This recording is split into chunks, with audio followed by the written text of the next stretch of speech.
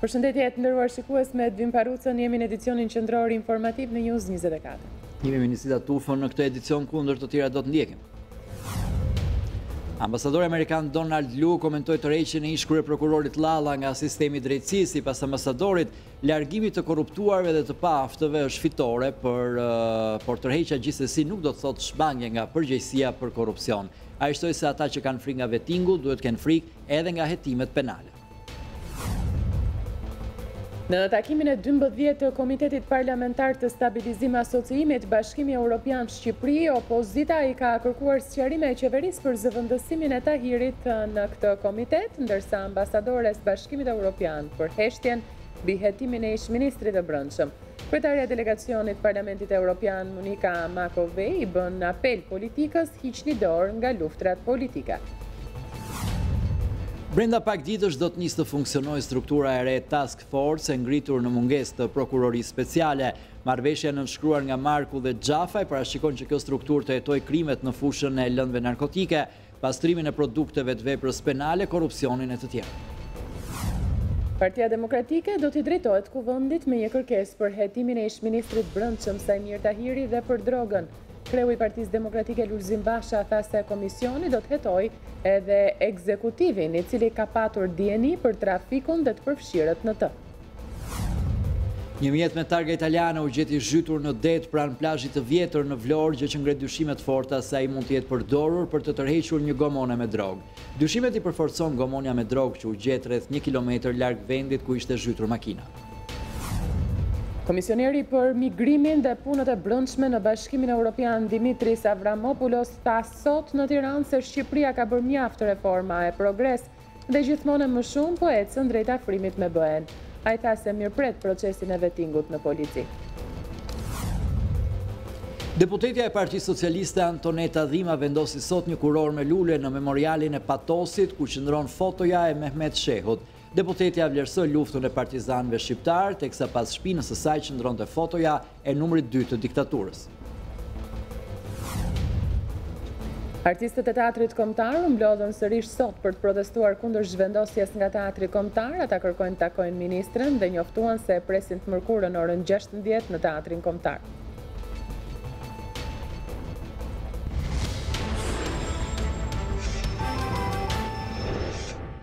Do ishin disa për zhvillimeve kryesore, ne do të flasim fillimisht për ato që po e ndiqni në ekran si lajm të fundit. Policia e shtetit ka ndërmarrë këtë pasdite një aksion në Delvin për kapjen e të shumë kërkuarit Klement Balili, cilësuar nga mediat greke si Eskobari i Ballkanit. Mësohet se operacioni është bërë në shtëpinë e Avniveizit, vjehrit të Balilit, pasi kishte dyshime se ky i fundit mund të fshihej aty. Por pas kontrolleve rezultoi se në banesë private nuk kishte asnjë person, ndërkohë që vjehri dhe vjera e Balilit që kërkohet për trafik ndërkombëtar droge jetojnë në banesën e tij. Do të lidhemi me gazetarin Artan Hoxha për të mësuar më tepër rreth këtij aksioni. Artan, përshëndetje. Po, përshëndetje Nisida. Si është zhvilluar ky operacion? Atëherë sot pasdite sapo ka rënë errësira diku rreth orës 17:20 minuta.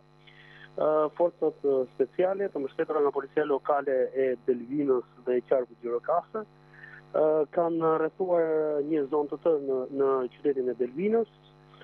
Fillimisht duke krijuar edhe pasigurit e banorëve, por keni parasysh Delvina është një qytet i vogël dhe ishte një numër shumë i madh i trupave policisë ka marrë pjesë në këtë aksion.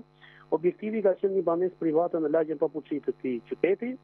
Në momentin që policia ka ndërhyrë në këtë banesë, nuk janë gjetur brenda saj banorët e kësaj shtëpie. Bëhet fjalë për vjerin dhe vjerën e personit të shpallur në kërkim, padyshim personi më të kërkuar aktualisht nga policia shqiptare, Klement Balili.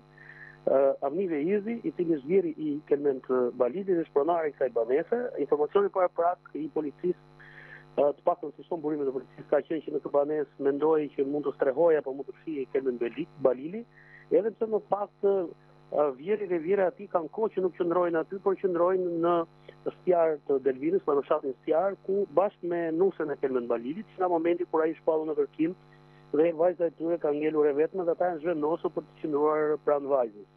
Nga informacionet që kam, për shkak se në banesë nuk ka patur njerëj, policia ka përdorur gjatë bashkësisjes ka hyrë derën e jashtme, ka hyrë në ambientet e brendshme, ka ushtuar kontroll të befasishëm, janë thyer disa dyert të brendshme, besoj filmimet dhe pamjet foto, domethënë dhe pamjet nga kjo bashkësisje unë domethënë i kam kaluar për të krijuar një demë të qartë se çfarë ka ndodhur aty. Në banesë nuk ka patur nuk ka qenë asnjë parasysh nga pronarët e banesës. Nuk është gjetur nuk është gjetur personi i cili kërkoi nga policia, por ndërkohë nga komshinjt është vënë në djeni pronari i banesës Lajmeve, i cili ka ardhur nga fshati sqar i rrethit Delvinës, ka ardhur në pranë banesës vetë dhe u ka kërkuar trupat e policisë që t'i paraqisin një vendim gjykate për kontrollin apo bashkësisjen e banesës së tij. Nga kontakti që unë kam patur me të më rezulton që ai thotë që nuk kam patur asnjë kontroll, nuk kam patur asnjë vendim të gjykatës, ai nuk ka qenë i pranishëm gjatë bashkësisjes së banesës së tij, madje përkundrazi do të bëj një kallëzim pranë prokurorisë në lidhje me kontrollin që bërë sipas i palishëm për shkak se nuk ka një vendim gjykate, për shkak se ai pretendon që nuk ka asnjë element palishmërie në banesën e tij dhe për shkakun tjetër se ai pretendon që banesa e tij jo thjesht është dënuar, por ka sende me vlerë sipas tij që i kanë humbur dhe ato i do të listoj në kallëzimin që do t'ia drejtoj gjykatës. Por nga ana tjetër do të theksoj që ky kontroll vjen menjëherë mbas një artikulli të gjatë të shkruar në median gjermane, në tabloidin Stern, ku gazetarët gjermanë theksonin që policia lokale kishte të pamundur që të mbante nën kontroll, madje bashkëpunonte me personin e kërkim Kelmen Balili. Me sa duket kjo bashkësisje është bërë dhe si shenjë force nga policia për të çmuar që tashmë situata ka ndryshuar dhe Kelmen Balili nuk do të jetë më ose nuk do të lihet më i qetë siç mund të jetë lënë deri tani.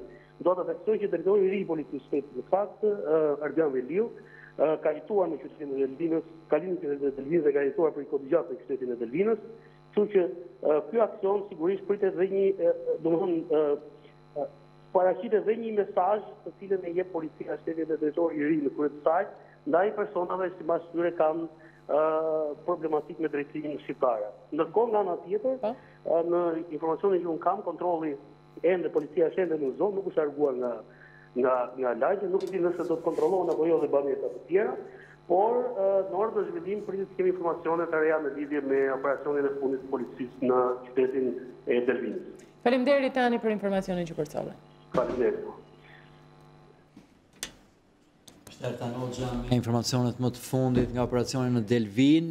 Vazhdojmë rrjedhën e këtij edicioni. Ambasadori amerikan Donald Lu komentoi tërheqjen e ish prokurorit të përgjithshëm Adriatik Llalla nga sistemi i drejtësisë. Sipas ambasadorit, largimi i korruptuarve dhe të paaftëve është fitore, por tërheqja gjithsesi nuk do të thotë shmangje nga përgjegjësia për korrupsion. Ai shtoi se ata që kanë frikë nga vetingu duhet të kenë frikë edhe nga hetimet penale.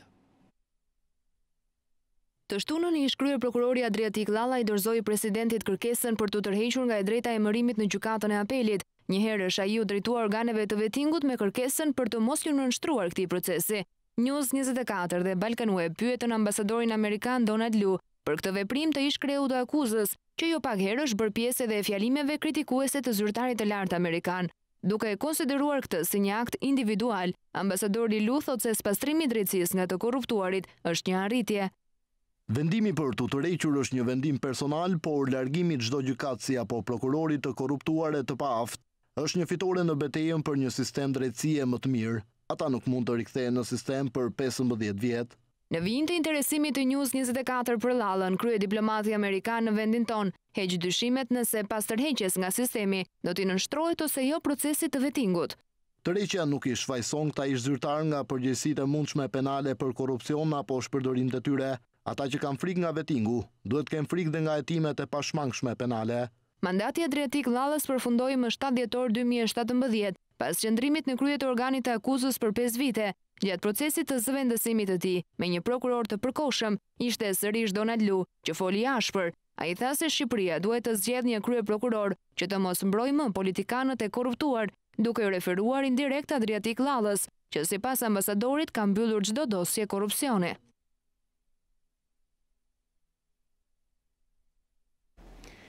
Në takimin e 12 të Komitetit Parlamentar të Stabilizim Asociimit BE-Shqipëri, opozita e ka kërkuar sqarime e qeverisë për zëvendësimin e Tahirit në këtë komitet, ndërsa ambasadores Bashkimit Evropian për heshtjen mbi hetimin e ish-ministrit të brendshëm. Kryetarja e delegacionit të Parlamentit Evropian Monika Makovej i bën apel politikës hiqni dorë nga luftrat politike. Në sy të ndërkombëtarëve që këtë fillim javë janë mbledhur në Komitetin Parlamentar të Stabilizim Asociimit BE-Shqipëri, opozita i kërkoi së pari llogari mazhorancës për prezencën e saj Mir Tahirit në këtë organizëm kaq të rëndësishëm. Në këtë komision, në dijenin tonë, deri në seancën e fundit parlamentare, ka qenë dhe zoti Tahiri. Duam të sigurohemi që kryetari i Kuvendit ka marrë një vendim për përfaqësim për zëvendësuar zotin Tahiri. Përbërja e këtij komiteti dhe përfaqësuesit e Partisë Socialiste janë ata që ju shikoni në këtë takim. Ndaj ju lutem, mos u përpiqni të bëni politikë nga asgjë. Si për të mos mjaftuar qëndrimin më tej e thelloi Albana Vokshi, ku target për sqarime u bë vetë ambasadorja e Bashkimit Evropian për mos komentimin e situatës. Nga ana e saj, diplomatja e BE-s Romana Vlahutin deklaron se është në pritje të vendimit të drejtësisë. Ndërsa prokuroria për krime të rënda kërkoi heqjen e imunitetit për ish-ministrin e brendshëm Tahiri, kryeministri i vendit Edi Rama në Partinë Socialiste sulmuan prokurorët. Delegacioni i Bashkimit Evropian mbeti i heshtur. Heqja e imunitetit është një përgjegjësi sovrane e Parlamentit të Shqipërisë. Ne po monitorojmë shumë afër gjithë procesin dhe presim me padurim që rezultatet bëhen publike. Deputeti demokratu Erbil Bashi shpreu shqetësimin për mosmarrjen parasysh të rekomandimeve të ONM-s për KLP-n e KLG-n. Ligji është i tillë që është parlamenti ai që vendos dhe OMN-ja është vetëm një organizëm që ka rol konsultativ dhe këshillimor pra. Së operacionit monitorimit ndërkombëtar jemi vetmi vend që kemi pranuar të cedojmë sovranitet qoftë për sa i përket reformës drejtësi, ashtu edhe për sa i përket luftës kundër trafikimit dhe luftës kundër krimit organizuar. Mirëpo deklarata e ministrit të jashtëm është jo pak befasuese, pasi kujtojmë se në kohën kur diskutoi roli ONM-s, qeveria ngulte këmbë se nuk ishte asnjë cënim sovraniteti. E më saktësisht, në 17 shkurt 2017, ishte vetë ministri Bushati që komentonte situatën nga Shkodra. Nuk bie dakord me nostalgjikët e filmave me diversant, kërkojnë ta portretizojnë reformën në drejtësi si cënim sovraniteti, kërkojnë ta portretizojnë reformën si ndërhyrje të huajve në punët tona, është shprehur Bushati në një takim me forumet e Partisë Socialiste në Shkodër. Një vit më pas, me sa duket, gjërat kanë ndryshuar. Ndërkohë, duke dëgjuar hidhepritjet e politikës shqiptare, kryetarja e delegacionit të Parlamentit Evropian Monika Makovej kërkoi që në emër të integrimit të hiqet dorë nga lufta politike. Luftrat e brendshme politike nuk kanë kuptim për njerëzit dhe nuk e ndihmojnë vendin dhe është momenti kur ju duhet bashkoheni dhe nëse nuk e bëjmë këtë gjë sigurisht nuk do të humbas Parlamenti Evropian, sigurisht ne do të jemi të zhgënjur, por do të humbasi populli shqiptar. Ndaj shpresoj që kjo gjë nuk do të na ndodhë, siç na ka ndodhur më parë, por do të kemi vërtet një dialog konstruktiv dhe me rekomandime pra. Optimiste për integrimin u shfaq ambasadorja e BE-s Romana Vlahutin, kur solli në vëmendje reaksionin që po sjell në radhët e gjyqtarëve dhe prokurorëve reforma në drejtësi. Ne kemi filluar që të shikojmë rezultatet e prekshme, produktet e para të një ndryshimi të tërësishëm të sistemit. Ne i shohim rezultatet e procesit vetimi dhe përpara fillimit të seancave dëgjimore publike me dorëheqjet e ditëve të fundit. Dhe ne do të vazhdojmë që të kërkojmë rezultate për të gjitha 5 përparësit kyçe. Komiteti Parlamentar i Stabilizim Asociimit Shqipëri-BE do vijojë punimet edhe të martën. Grupi parlamentar i Partisë Demokratike kërkon ngritjen e një komisioni hetimor për çështjen e drogës dhe të saj Mir Tahirit. Basha paralajmëroi përgjegjësi penale dhe ligjore edhe për marrëveshjen e detit, ndërsa i pyetur nga gazetarët për deputetin që do të zëvendësojë Eduard Halimin, Basha nuk pranoi që rasti Astrid Veliajt të barazojë me atë të Arben Dokës. Komisionet hetimore nuk kanë rezultuar histori suksesi në Shqipëri, por demokratët dorëzuan këtë të hënë një kërkesë për ngritjen e një komisioni të tillë. Ligjshmëria e akteve të kuvendit dhe të ekzekutivit për të mos lejuar arrestimin e ish-ministrit të brendshëm, si dhe ekstradimin e Zar Saitit si person nën hetim për rastin Tahiri, është objekti kryesor i punës së komisionit, i cili do të drejtohet nga demokratët. Edi Rama ka shkelur kushtetutën dhe ligjin, ka shkelur rregulloren e parlamentit, duke kthyer parlamentin në gjykatë për të mbrojtur Sajmir Tahirin, kur prokuroria e krimeve të rënda kërkoi arrestimin e tij. Ndërhyrja e ekzekutivit në skandalin Tahiri Habilaj do të jetë po kështu pjesë e këtij hetimi parlamentar për të ekspozuar qartësisht jo vetëm mekanizmin që çoi në kthimin e Shqipërisë në Kolumbinë e Europës, por dhe masat e dëshpëruara që ka marrë deri më sot Edi Rama dhe vazhdon të marrë, që përgjegjësit mos dalin para drejtësisë, duke nisur me Sajmir Tahirin e duke vazhduar me oficerët më të lartë të policisë dhe përfituesit politik. Demokratët do të nisin verifikimet dhe për marrëveshjen me fshinjin grek për detin, duke paralajmëruar përgjegjësi penale dhe ligjore nëse cënohet territori shqiptar. Gjithçka që e dim nga prononcimet greke. Ne do të shkojmë deri në fund kësaj çështje, do ta zbardhim deri në fund. Dhe nëse rezultojnë të vërteta pretendimet e shpallura nga media greke apo në disa raste nga zyrtarët grek, askush nuk të shpëtoj përgjegjësisë ligjore dhe penale. Lulzim Basha nuk anashkaloi zhvillimet brenda partisë kur u pyet nga gazetarët për heqjen dorë të 2 femrave në qarkun e Beratit për t'i hapur rrugë rikthimit në parlament të Astrid Veliajt. Kreu Demokrat kërkoi që të mos hiqet asnjë paralele me rastin e Arben Dokës në Lezhë. Sepse Arben Doka është një person i dënuar për prostitucion, ndërsa në këtë rast nuk kemi asnjë pretendim për kriminalitet në asnjë nga kandidatët kushdo qoftë deputet i ardhshëm. Lulzim Basha shprehu mbështetjen e partisë që drejton për protestën e aktorëve, por edhe pedagogëve dhe i bëri thirrje Edi Ramës të reflektojë. Brenda pak ditësh do të nisë të funksionojë struktura e re task force e ngritur në mungesë të prokurorisë speciale. Marrëveshja në shkruar nga Marku dhe Gjafaj parashikon që kjo strukturë të hetojë krimet në fushën e lëndëve narkotike, pastrimin e produkteve të veprës penale, korrupsionin e të tjerë. Sipas marrëveshjes së nënshkruar mes prokurorisë së përgjithshme dhe ministrisë së brendshme, struktura e re task force e ngritur në mungesë të prokurorisë speciale që me gjas do të hetojë ata që konsiderohen peshqit e mëdhenj të krimit të organizuar dhe korrupsionit, pritet të startojë nga puna brenda pak ditësh.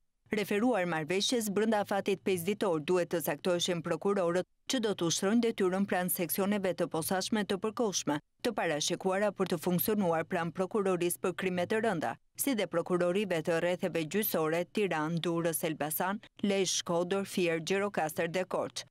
Burime pranë organit qendror të akuzës thanë se të gjithë drejtuesit e prokurorive kanë referuar emrat e prokurorëve dhe ata pritet të nisin menjëherë nga puna, pasi të kalojnë paraprakisht në një proces verifikimi të pasurisë dhe integritetit, por pa ju nështruar procesit të thelluar të vettingut, pasi ai do të kërkonte shumë më tepër kohë. Një burim i tha News24 se në përzgjedhjen e emrave është patur parasysh performanca e secilit prokuror gjatë ushtrimit të detyrës dhe është marrë pëlqimi i tyre.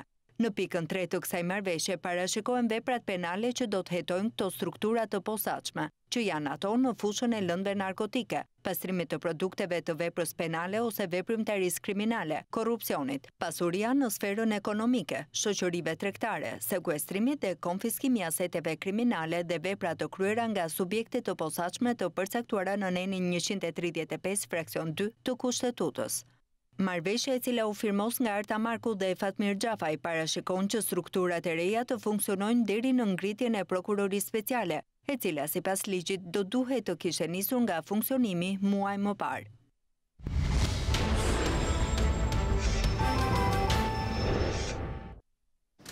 Komisioneri për migrimin dhe punët e brendshme në Bashkimin Evropian Dimitris Avramopoulos tha sot në Tiranë se Shqipëria ka bërë mjaft reforma dhe progres dhe gjithmonë më shumë po ecën drejt afrimit me Bashkimin Evropian. Ai tha se mirëpret procesin e vettingut në polici.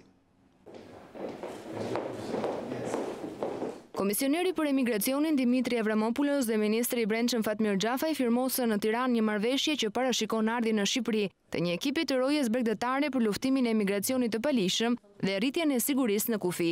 Gjatë fjalës së tij, ministri i brendshëm Fatmir Gjafaj është shprehur se vizita e komisionerit tregon mbështetjen e reformave të kryera në Shqipëri nga BE. Që komisioneri Avramopoulos është një mbështetës shumë aktiv ndaj aspiratës shqiptare për integrimin në familjen europiane. Vizita e tij është treguesi i mbështetjes së Bashkimit Evropian për reformat e nisura prej nesh, por edhe inkurajim i madh për atë që ne duhet të bëjmë në luftë me krimin e organizuar. Rikonfirmova vendosmërinë tonë se po bëjmë gjithçka është e mundur për të garantuar që përfundimisht që Shqipëria nuk do t'jetë më në hartën e vendeve që kultivojnë kanabis. Komisioneri për emigrimin në BE Avramopoulos deklaroi se gjatë kësaj vizite në Shqipëri ka vërejtur se vendi ka bërë reforma dhe progres. Ai tha se vendi ynë ka një shans historik për të ardhmen në BE dhe duhet të shfrytëzojë mundësitë që po i jepen. Sot jam impresionuar, më ka lënë shumë bresa arritjet në drejtësi dhe çështjet e brendshme. Në veçanti dëshiroj të falenderoj autoritetet shqiptare për punën e shpejtë që kanë bërë për të arritur mbështetjen për marrëveshjen për menaxhimin e kufive. Mirëpres procesin e vettingut në polici, kemi pasur vërtet progres këto kohë. Shqipëria po i afrohet gjithnjë më shumë Bashkimit Evropian. Perspektiva evropiane e Shqipërisë do të bëjë të mundur stabilitetin dhe një përmirësim të standardeve për qytetarët shqiptar. Komisioneri Europian Avramopoulos siguroi Xhafajn se BE do të mbështesë Shqipërinë për të përgatitur terrenin e për të përmbushur detyrimet e saj, si dhe për të hapur derën dhe rrugën drejt së ardhmes së saj europiane. Sipas tij, Shqipëria do të jetë në krahët dhe zemrën e BE-s.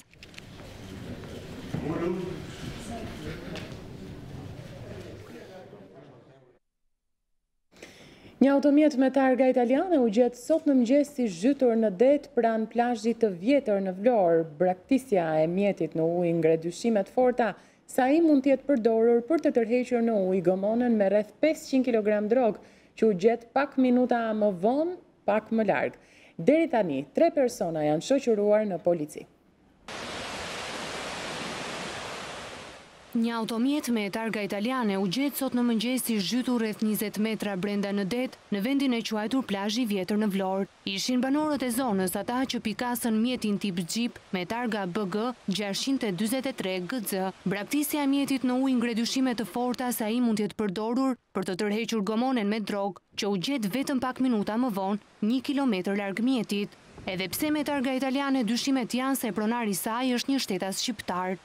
Një foristrat tip Jeep Cherokee është gjetur mëngjesin e sotëm në plazhin e vjetër. Ajo ka qenë me targa italiane dhe është gjetur gati totalisht e mbuluar nga ujë. Brenda mjetit nuk ka pasur asnjë person. Ndërkaq pasor është të tëra kontrolle nga toka dhe deti, policia e Vlorës, ajo kufitare në bashkëpunim edhe me Delta Force, gjetën një gomone të mbushur me drogë në afërsi të petroliferës.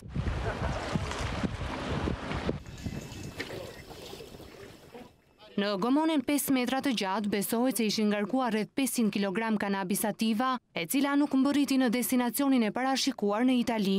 News24 mëson se mjeti ujor kishte pësuar avari dhe ishte braktisur pranë zonës së petroliferës nga trafikantët, të cilët më pas mundën të arratiseshin. Mendoj se ka ndodhur një avari për personat që kanë qenë të e kanë braktisur me njëherë mjetin ujor, duke u gjetur pas nga ana e forcave të policisë. Pritet që të bëhet identifikimi nëpërmjet shenjave të grishtrimeve, të cilat janë gjetur në timonin e mjetit ujor. Për të mos u pikasur gjatë lundrimit në det, trafikantët e kishin mbuluar sasinë e drogës me qese jeshile, por edhe në këtë mënyrë nuk mundën ta shpëtojnë atë nga policia.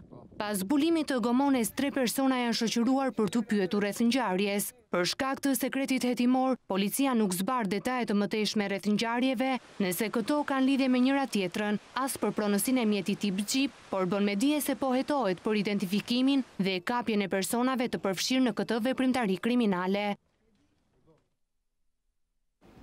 Automjeti një biznesmeni është djegur gjatë natës në Vlorë. Ngjarja u shënua në lagjen Hajro Çakëri në vendin e quajtur Xhamia, teksa makina tip Benz në pronësi të biznesmenit Eduard Alikaj ishte e parkuar pranë banesës së tij.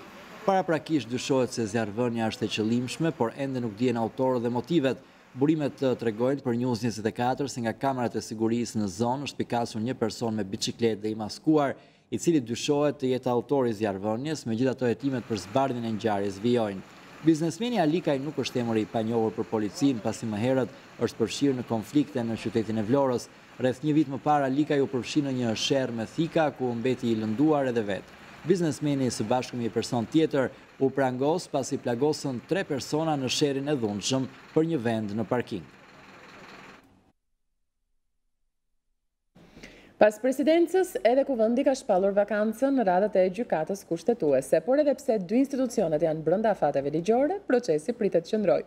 Pezull, derisa antarët e Këshillit të Emërimeve në drejtësi, përgjegjës për emërimet e njerëzve të drejtësisë të dalin të larë nga procesi vettingut. Për të plotësuar vendin vakant në kushtetuese që funksionon aktualisht vetëm me 2/3 e antarëve të saj, ku vendi shpalli këtë të hënë zyrtarisht vendin e lirë për antar. Në njoftimin zyrtar të publikuar në faqen e parlamentit, saktësohet nisja e procedurës për zëvendësimin e ish-gjyqtarit Vladimir Kristo. Aplikimet të shoqëruara me dokumentacionin përkatës duhet të paraqiten brenda datës 15 mars 2018 në zyrën e protokollit të kuvendit. Më herët edhe presidenca ka shpallur 2 vakanca pas dorëheqjes së parakohshme të Besnik Ymerajt dhe përfundimit të mandatit të Sokol Berberit. Kandidaturat për këto 2 poste duhet të dorëzohen në presidencë brenda 22 shkurtit. Aplikimet thuhet në ligj paraqiten pranë presidentit të Republikës, i cili ja dërgon ato Këshillit të Emërimeve në Drejtësi.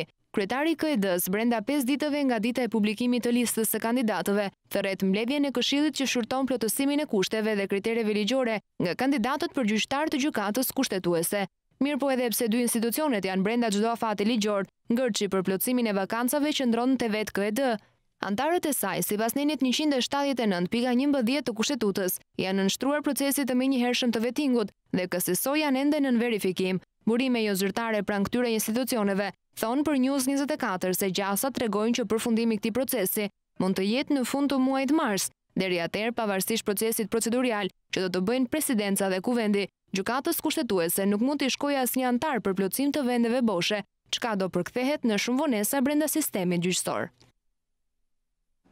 Rrëzohet padia e ish-ministres së mbrojtjes Mimi Kodheli ndaj koordinatores së Partisë Demokratike Reila Bozdo. Gjykata e shkallës së parë Tiranë ka rrëzuar padinë e ish-ministres me arsyetimin se i mungonte legitimiteti. Sipas gjykatës, Bozdo foli në emër të subjektit politik dhe jo në emrin e saj personal. Kodheli kishte paditur Bozdon për shpifje dhe kishte kërkuar një dëmshpërblim prej 50.000 eurosh pas një deklarate ku koordinatorja e Partisë Demokratike akuzonte ish-ministren për korrupsion në lidhje me tenderin e sistemit të integruar të vëzhgimit të hapësirës detare. Kodheli jo vetëm që nuk do të marrë dëmshpërblim, por janë ngarkuar nga gjykata edhe shpenzimet gjyqësore. Ish-ministra Kodheli ka të drejtë të apelojë kundër këtij vendimi brenda 15 ditëve. Pas vendimit të gjykatës reagoi edhe koordinatorja e Partisë Demokratike, e cila e cilësoi vendimin e gjykatës si fitore ndaj një kauze të drejtë.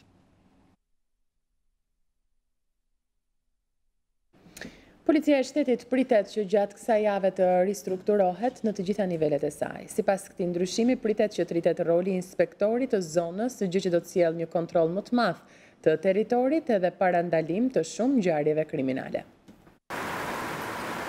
Vaj lëvizjesh dhe ndryshime shpritet që të ndodhë në radhët e policisë të shtetit për gjatë kësaj jave, ashtu si që paralajmëroi në fjalën e mbajtur gjatë emërimit si drejtori i përgjithshëm i policisë së shtetit Ardi Veliu, me sa duket do të kryejë veprime konkrete për të ristrukturuar këtë institucion. Sipas këtij projekti për të cilin ka marrë dieni News24, strukturat e policisë nga drejtoria e përgjithshme në drejtoritë vendore dhe komisariate do të kryejnë një rishpërndarje të forcave të policisë në territor. Një ndarje më e vogël se komisariati do të jetë zona policore në të cilën do të shërbejë inspektori i policisë së zonës, patrulla e përgjithshme dhe inspektori i krimeve. Kjo do të mundësojë një mbulim më të mirë të territorit dhe një parandalim të ngjarjeve kriminale. Sipas kësaj ndarjeje të re do të rritet roli i inspektorit të zonës, i cili do të marrë kontakt me çdo familje, duke i lënë kartvizitën e tij. Në rast konflikti, banorët duhet të kontaktojnë me inspektorin e zonës në mënyrë që të marrin një shërbim të shpejtë dhe efikas, pasi të dy palët njihen nga inspektori i zonës. Kjo do të lehtësonte dhe punën e komisariateve dhe sallës operative. Organizimi i ri do të ndihmojë që krahas fokusit të goditjes së veprimtarisë kriminale, policia të përqendrohet te parandalimi, sidomos në çështjet që janë të ndjeshme, si dhuna në familje apo krimi mes adoleshentëve. 4 persona janë plagosur pas ditën e së hënës si pasojë e një aksidenti automobilistik në vendin e quajtur Ura e Goricës në Berat. 3 automjete janë përplasur me njëri tjetrin në rrugën Antipatreja dhe përpasojë kanë mbetur të plagosur 3 drejtuesit e makinave dhe një 25 vjeçare që udhëtonte si pasagjere.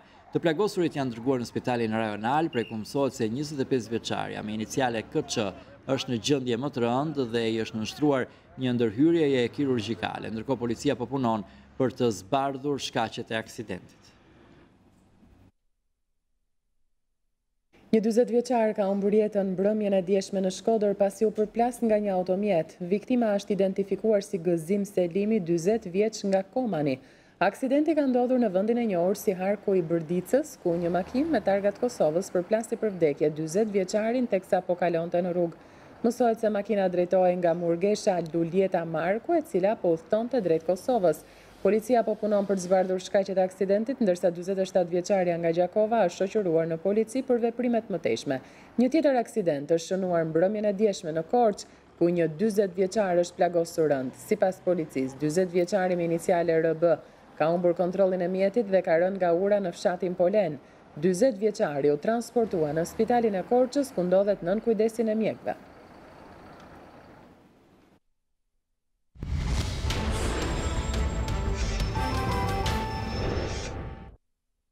Deputetja e Partisë Socialiste Antoneta Dhima vendosi sot një kuror me lule në memorialin e Patosit, ku qëndron fotoja e Mehmet Sheut.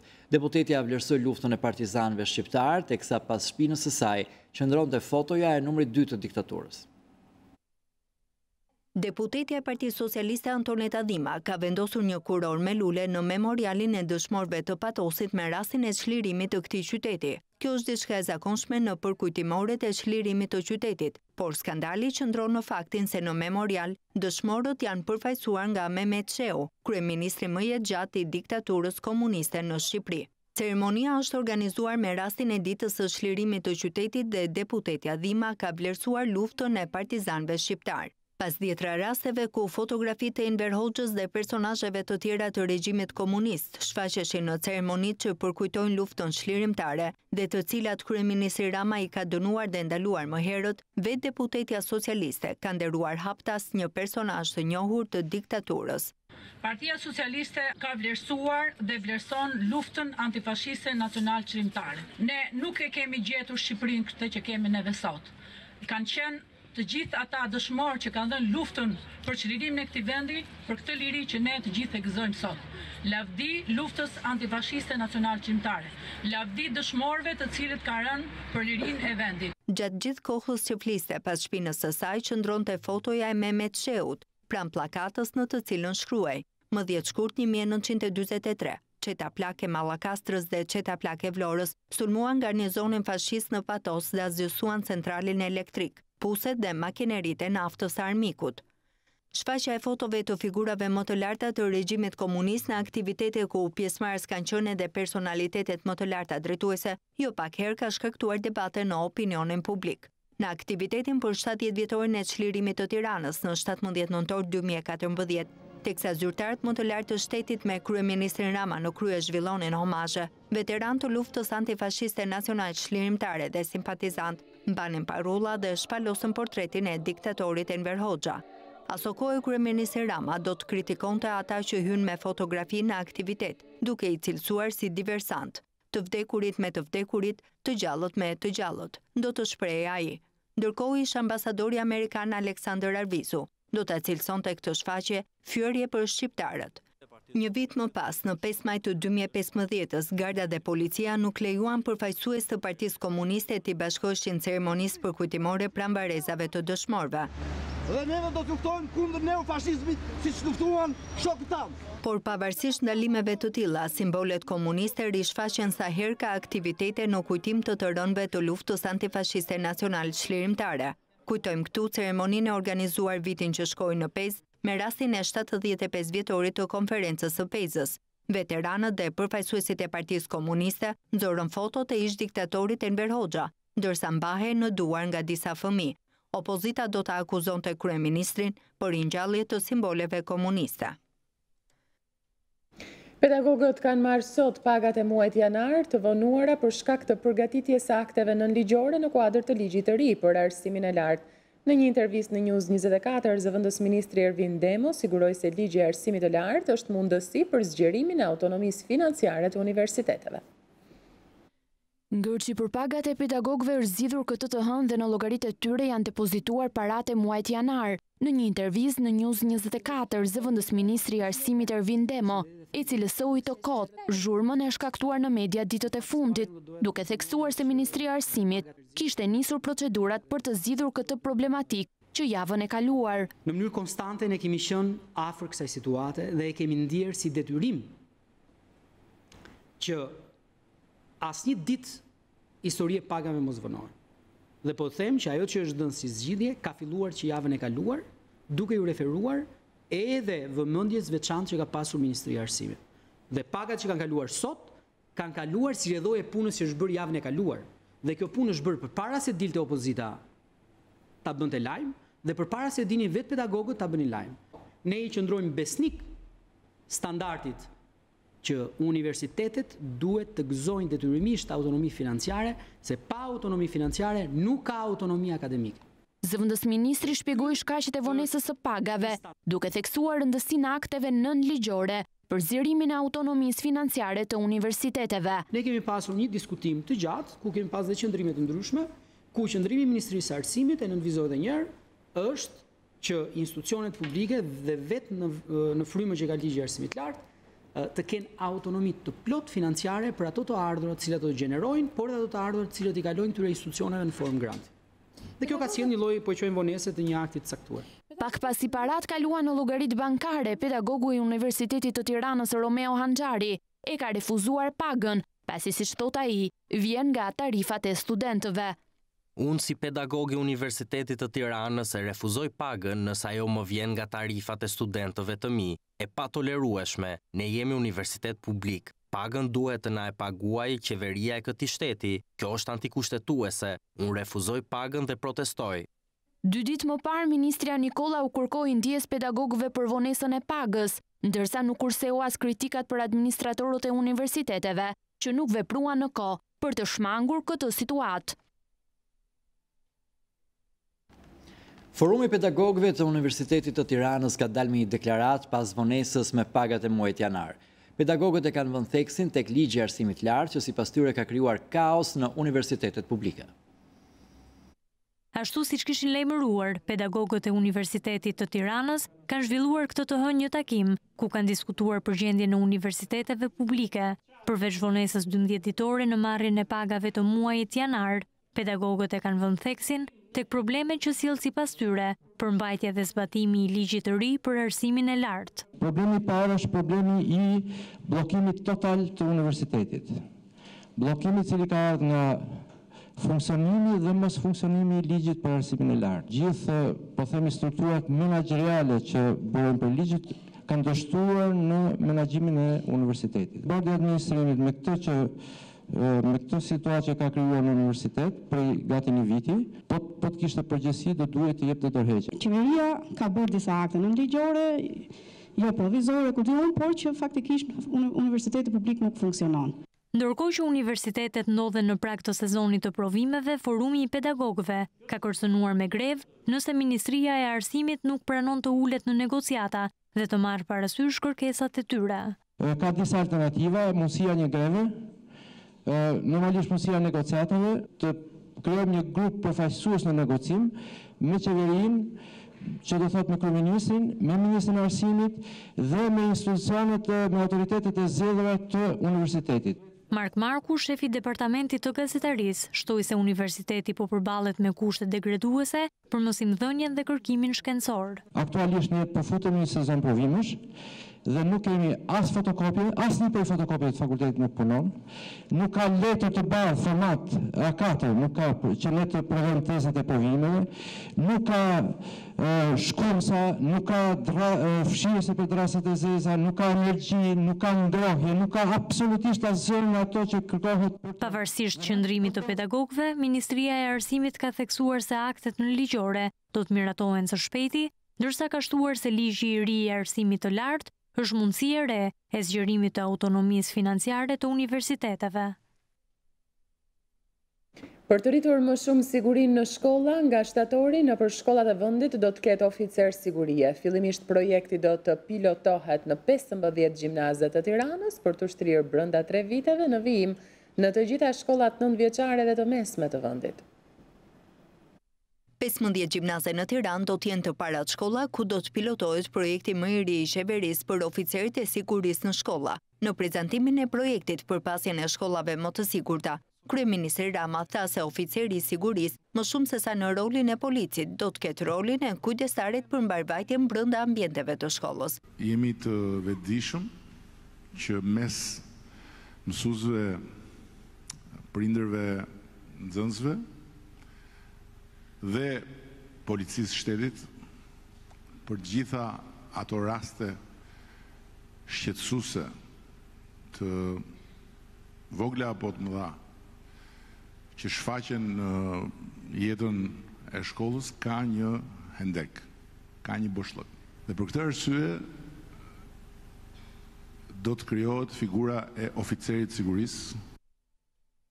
Do të jenë miq të mirë të trive dhe trejave, këshillues, prindrit, partner të fortë të shkollës, pashmangur kurse si atë që është figura qendrore e shkollës që është mësuesi. Oficeri i sigurisë do të vijë kryesisht nga Akademia e Sigurisë, por gjithashtu pjesë e tyre do të jenë edhe psikolog apo sociolog të trajnuar nga Akademia e Sigurisë, posaçërisht për këtë detyrë. Nga muaji shtator në 15 gjimnaze të Tiranës do të caktohet një oficer siguria dhe në bazë të ecurisë së këtij projekti synohet shtrirja e tij në të gjitha shkollat e vendit, një proces që sipas kryeministrit do të përmbyllet në 3 vjet. Ne rihapëm akademinë për të filluar një proces ripërtritje të bazuar tek domosdoshmëria që të ulim moshën dhe të rrisim shkollimin. Po të hyjmë me shifra, bëni pak llogarin sa shkolla kemi, sa oficer sigurie duhen. Dhe sa kemi ne mundësi sot që të marrim nga tereni individ që i plotësojnë këto kritere. Është shumë e vështirë. Ngjarjet e shënuara në shkolla më së shumti kanë nxjerrë si problematik mbajtjen e armëve të ftohta nga nxënësit, përfshirja e oficerit të sigurisë, që do të raportojë periodikisht problematikat, pritet të sjellë një ulje në numër të konflikteve, me pasojë plagosjen apo deri në fatalitet.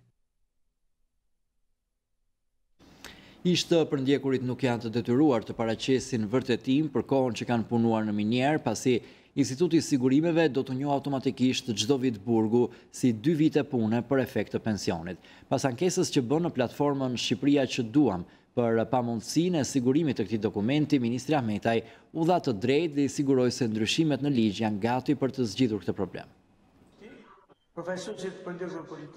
Në pamundësi për të siguruar dokumentin që vërteton se kanë punuar në minier për të përfituar pensionin, ishte përndjekurit ju drejtuan platformës së bashkëqeverisjes, kur kërkuan të jepet fund asaj që e cilësojnë si sorollatje në dyert e institucioneve. Në interpelancën online të zhvilluar me Ministrin e Financave Arben Ahmetaj, ishte përndjekurit thanë se nuk mund të kërkohet një dokument që nuk ekziston. Kemi 4 vjetë që po vuaj lidhe me një dokument që nga kërkoj Ministeria Sigurisë Shoqërore, në pamundësi një dokumenti nuk ekziston. Dhe kemi vazhduar gjitha të xhirën tonë të madhe në çdo dikaster për të kërkuar një dokumentacion që ne kemi punuar apo jo në minier. Po faktikisht ne kemi qenë në Spaç dhe nuk disponojnë se Spaçi nuk ekziston më. Dikasterat luajnë, ne kemi ardhur në këtë portal për të kërkuar nga ana juaj. Këtë lloj topi ping-pongu që luajnë nëpër dikastere, ta merrni dhe ta çoni aty ke vendi ku është vendi. Ministri Ahmetaj e cilësoi të drejtë shqetësimin e ishte përndjekurve dhe i siguroi ata se tashmë janë bërë gati ndryshimet në ligj për të hequr detyrimin për paraqitjen e vërtetimit nga ana e tyre. Unë kam bërë gati ndryshimin e ligjit, i cili do të vijë në qeveri, besoj për 10 ditë dhe për 1 muaj do të shkoj në parlament, do të kaloj dhe ju do të keni më asnjë pengesë. Hiqet detyrimi i vërtetimit nga ana juaj. Ministri Ahmetaj tha se dosjet e ishte përndjekurve do të shqyrtohen rast pas rasti dhe vitet e burgu do të merren parasysh automatikisht nga Instituti i Sigurimeve, duke njohur një vit burg si 2 vite punë. Dhe në rastin e minatorëve, pastaj Artistët e skenës janë bërë bashkë sot dhe kanë kërkuar që Ministria e Kulturës t'i takojë ditën e mërkurë në orën 16 vetëm në Teatrin Kombëtar. Artistët u mblodhën në hallin e teatrit pasi nuk u lejuan të hynin në sallën e tij. Aktorë, regjizor të teatrit kombëtar dhe të teatrove të rretheve, artistë të cirkut kombëtar dhe të teatrit të operës dhe baletit, u bën bashkë edhe këtë fillim jave për të kërkuar Ministres së Kulturës Mirela Kumbaro takimin e premtuar për 2 çështjet që ata i shqetësojnë më së shumti, ligji për kulturën dhe zhvendosin e teatrit kombëtar. Diskutimet lidhur me mosreagimin publik të ministres u zhvilluan në hallin e teatrit, pasi nuk u lejuan të hynin në sallën e teatrit kombëtar. Ka lajme të reja, po kjo shenjë është shumë e keqe. Administrata e Teatrit Kombëtar, e cila përfaqëson Ministrinë e Kulturës në Teatrin Kombëtar, nuk ka dëshirë për dialog. Nuk mund të bëjmë të paditurin, nuk mund të bëjmë që jemi keq kuptu, nuk mund të bëjmë që kemi çuar 500 adresa, se nga këta njerëz që janë këtu dhe nga gjithë ata që kontaktojmë, asnjë nuk ka marrë email nga Ministria e Kulturës për të njoftuar për ndryshimet që do të bëhen ligj. Transparenca është zero. Drejtorin e teatrit ta emëroi politika, se çai duhet politikës drejtori i teatrit kombëtar. Mos e ulni nivelin e diskutimit, sepse në nivelin mediokre ata kanë më shumë eksperiencë se ne. Na mysin dekun. Do detyrohen të na i plotësojnë të gjitha kërkesat tona, se për atë paguhen nga taksat tona. Pra nuk po na bëjnë nder. I them ministres Kumbaro për kthimi i fjalës ministre, shqiprimi i parë i fjalës është shërbëtore. Duhet të na shërbej, jo të na hedhë në cop kock. Gjithë rinia shqiptare është në përburgje. Po të ndërtoheshin 4, 5, 6 teatro, më pak burgje do kishim, jam i sigurt për këtë. Po këta nuk investojnë dhe ne zihemi me njëri tjetrin për një 5 lekë që hedhin ata, si një kock. Kush ta kapi kockën? Në vetë arti kështu, me një kock, edhe tallen. Që është si përzje për atë kock kjo donë? Edhe tallen. Kjo është e tmerrshme. Peticioni online i artistëve ka mbledhur rreth 4.000 firmëtar. Ditën e mërkurë në orën 16:00, artistët do ta presin ministrën Kumbaro në teatrin kombëtar për të diskutuar. Më herët ata kanë lajmëruar se mund të bëjnë një pezullim të aktivitetit artistik. Kjo sallë që është e mbyllme ditën e mërkurë duhet jetë e hapme dhe dialogun ta bëjmë këtu në këtë sallë. Dhe atë ditë shpresojmë që Çuli ta ketë gjetë çelësin e derës teatrit.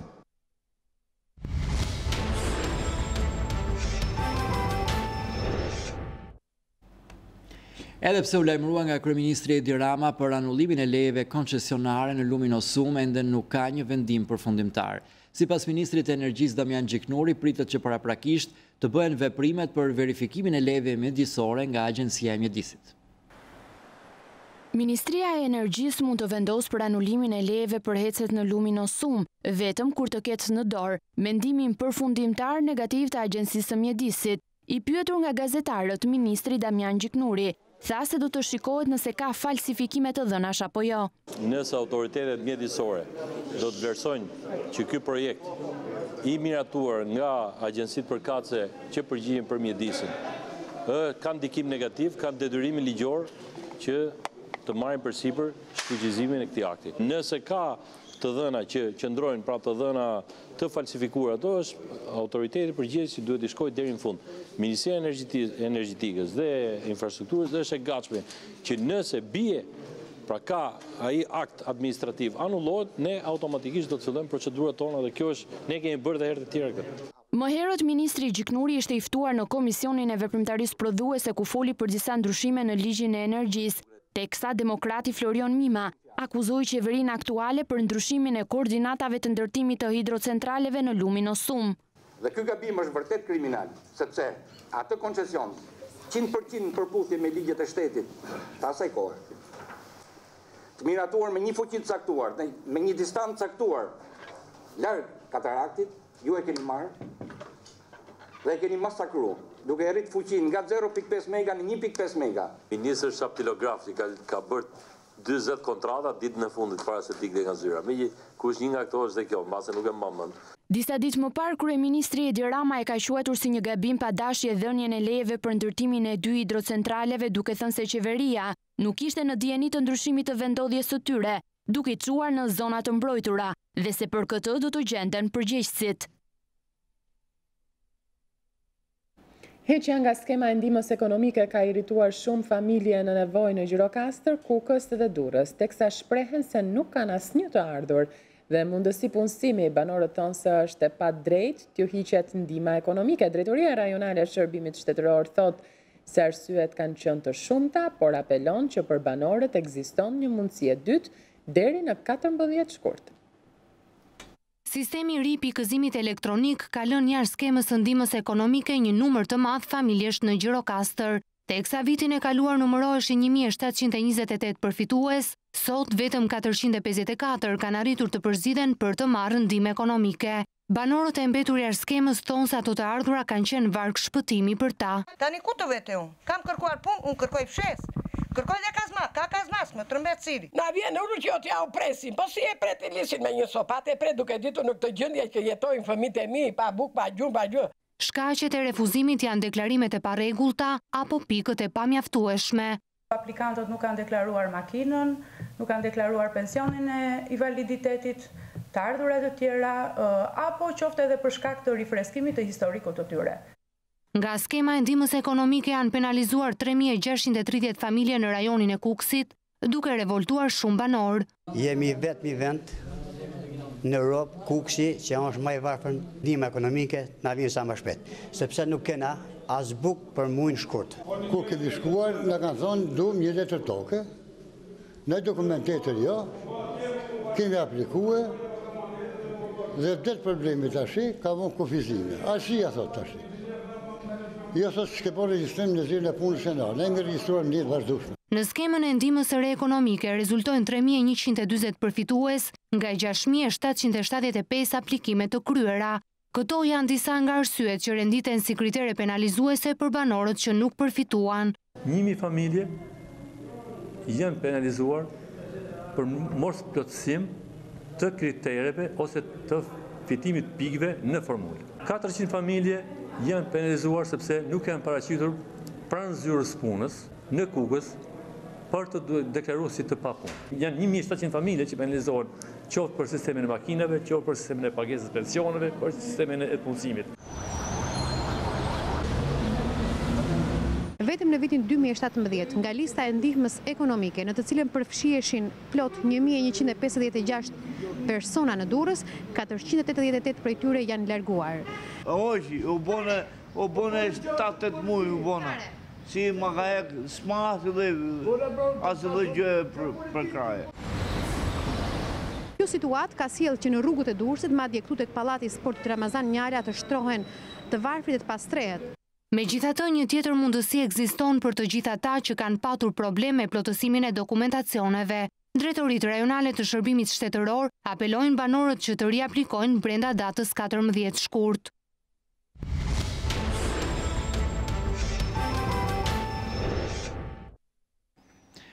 U bë e vështirë dje të zhvilloj kursi mësimit të gjuhës shqipe në Hania të Kretës për shkak të vandalizmave që kishin kryer kundërshtarët e kësaj iniciative që, siç është dëshmuar më herët, janë ekstremistë të agimit të art. Personat panjohur kishin hedhur një natë më parë në mjediset e shkollës vajra makinash dhe kishin kyçur me dryna e zinxhira dyert e klasave për të penguar mësimin, por ata janë ndeshur me reagimin e pjesës më të madhe të komunitetit vendas, të autoriteteve lokale dhe të shqiptarëve që jetojnë e punojnë atë qytet. Rreth 40 fëmijë të emigrantëve shqiptar zhvilluan mësimin e gjuhës shqipe, ndërkohë që në muret e shkollës ishin shpalosur banderola ku shkruaj jo ksenofobisë, racizmit dhe fashizmit, apo shkolla të hapura për të gjithë fëmijët, jo racizmit dhe neonazistëve. Antonis Vardakis, shefi i Departamentit të Arsimit në Bashkinë e Hanias, tha se mësimet do të vazhdojnë, që prej muajit kaluar, kur filluan mësimet në gjimnazin nr. 1, ka pasur vazhdimisht incidente, shkaktuar për një pakice që përpiqet të pengojë mësimin e gjuhës shqipe në ambientet e shkollës.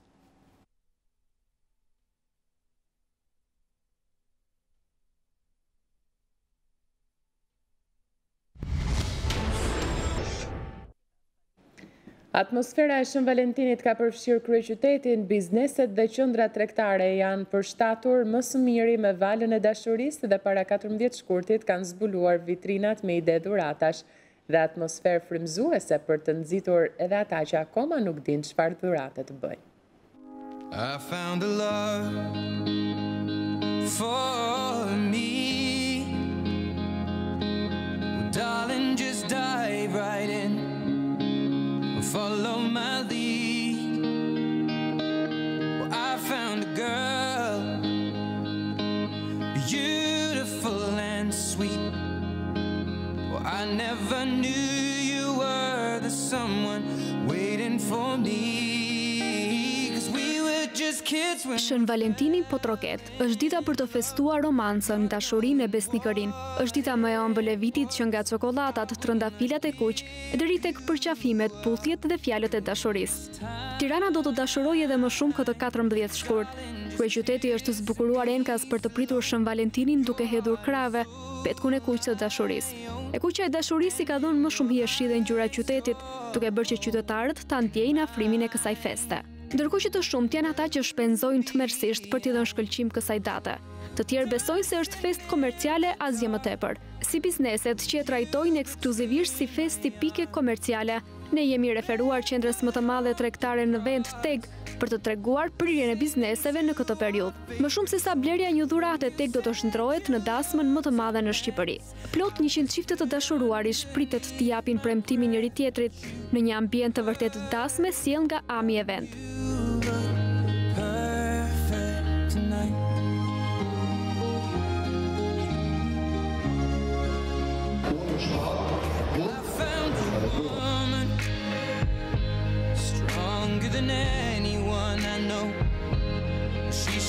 Joana Korimi, drejtoresha marketingu të Akrem, zbulon detajet. Eventi 14 shkurtit, një organizim gjigant, dasma më e madhe bërë ndonjëherë në vendin ton, ka si qëllim jo vetëm të jap gëzim këtyre çifteve, këtyre familjeve, por dhe të sjellë një energji të re, energji pozitive në jetën e përditshme të kryeqytetit. Prej ditësh ne tashmë kemi organizuar dyqanet e qendrës, përshtatur vitrinat me trendet më të fundit botërore, për të krijuar një atmosferë sa më frymëzuese për festën, për të dhënë nxitje, për të bërë dhurata të bukura, ide, paketime speciale, mendime të veçanta, sigurisht me oferta të dedikuara vetëm për këtë festë.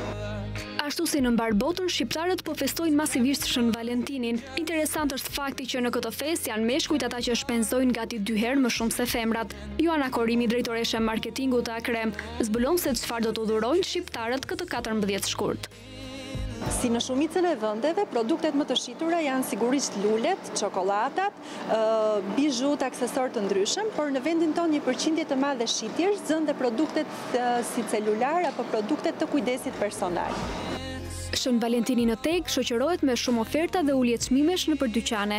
14% ulje ofron Neptuni për Shën Valentinin. Gjithashtu dyqanet e bijuterive dhe aksesorëve si Swarovski, Swatch, Parfua e të tjerë, e deri tek dyqanet e veshjeve si Elsi Wakiki, Mango, Stradivarius e të tjerë, do të kenë oferta të dedikuara për këtë festë. TEG është pjesë e grupit të Balfin, grupit më të madh dhe inovator të investimeve në vend, si dhe një ndër më të mëdhenjt në Ballkan. Do qëtë edicionin e lajmeve në News24. Për shumë tepër klikoni në balkanweb.com, do të gjeni atje lajmet më të fundit, ndërkohë që drejt për drejt mund të ndiqni transmetimet e News24, Radio Shqiptare dhe televizoni online Gazetën Shqiptare. Ju falenderojmë për vëmendjen tuaj. Miru takofshim. Miru pafshim.